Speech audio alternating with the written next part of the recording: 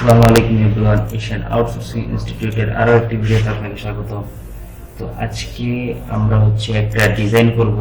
ধরেন ইক্লিপস টুলটা নিব, আমরা এখান থেকে ইক্লিপস টুলটা নিব এবং এটার যে পয়েন্ট রেট আছে সেটাকে 220,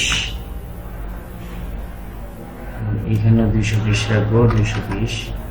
তারপর এখান থেকে দিব পিক্সেল PX, এখান থেকে যদি আমি ওকে দিই, দেখেন ঠিক আছে। আচ্ছা, এরপর আমরা কি করবো, এখান থেকে এটার যে ফিল আছে সেটাকে আমরা নান করে দিব। এখান থেকে আউটলাইনটাকে উপরের দিকে আনবো।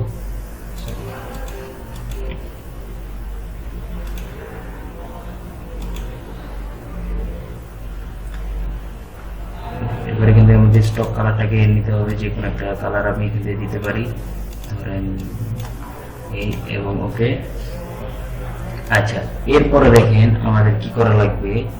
এখান থেকে নরমালি আমাদের এখান থেকে ইফেক্ট থেকে ট্রানজিশনস থেকে ট্রান্সফরমেশনস থেকে আমাদের এইখান থেকে ভার্টিক্যালটাকে -10 করতে হবে। আমাদের যে ভার্টিক্যাল আছে এটাকে -10 করতে হবে, -10।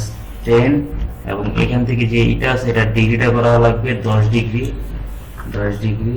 এবং এখান থেকে আমরা এটাকে ধরেন কপি দিলাম 35 বা আদার্স, আপনারা এরকম কিছু দিতে পারেন।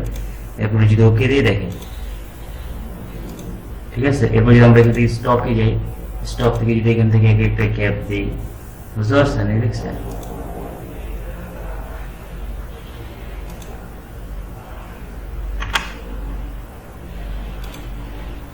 দেখছেন এই। এরপর এখান থেকে অবজেক্ট থেকে এক্সপান্ড থেকে এরপর এখান থেকে আমরা নিয়ে নিই, ঠিক আছে। এবং এখান থেকে আমরা স্টকে একটু মোটা করি,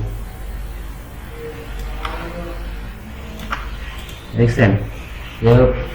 এরকম ভাবে কিন্তু আপনি আপনার মার্কেট প্লেসের জন্য ডিজাইন করতে পারবেন।